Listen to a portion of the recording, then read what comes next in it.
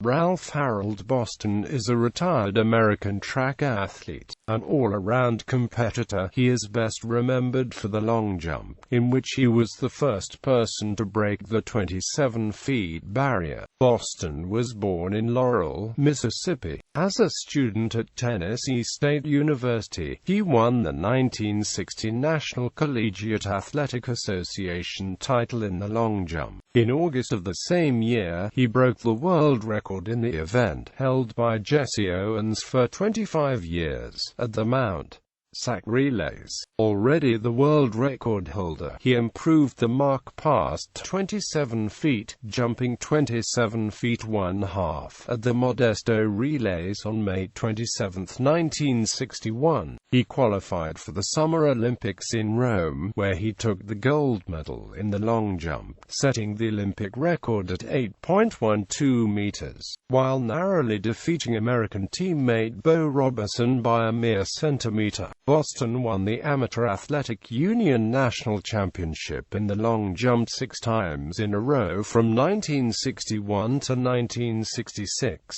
He also had the longest triple jump for an American in 1963. He returned to the Tokyo Olympics as the world record holder after losing the record to Igor Terevnisian, then regaining the record a couple of months before the Games, first in Kingston, Jamaica, and improving it at the 1964 Olympic trials. In the Olympic final, Boston exchanged the lead with Terevnisian. Going into the 5th round, Boston was leading but fouled while both Lynn Davies and Terevnisian jumped past him. On his final jump, he was able to jump past Terevnisian, but could not catch Davies and ended winning the silver medal. Boston's final record improvement to 8.35 meters was again at the 1965 Modesto relays. It was tied at altitude by Terevnisian in 1967. In 1967, he lost the national title to Jerry Proctor, when rival Bo Beeman was suspended from the University of Texas at El Paso for refusing to compete against Brigham Young University, alleging it had racist policies. Boston began to coach him unofficially.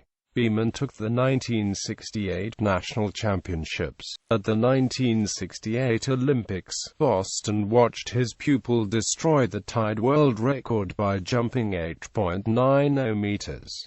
Boston was then 29 years old. He won a bronze medal behind Beeman and Klaus Beer and retired from competitions shortly thereafter. He moved to Knoxville, Tennessee, and worked for the University of Tennessee as coordinator of minority affairs and assistant dean of students from 1968 to 1975. He was the field event reporter for the CBS Sports spectacular coverage of domestic track and field events. He was inducted into the USA Track and Field Hall of Fame in 1974 and into the U.S. Olympic Hall of Fame in 1985. A Los Angeles Times article on Boston from August 2, 2010, coinciding roughly with the 50th anniversary of his initial world record, described him as a divorced great-grandfather who was writing an autobiography.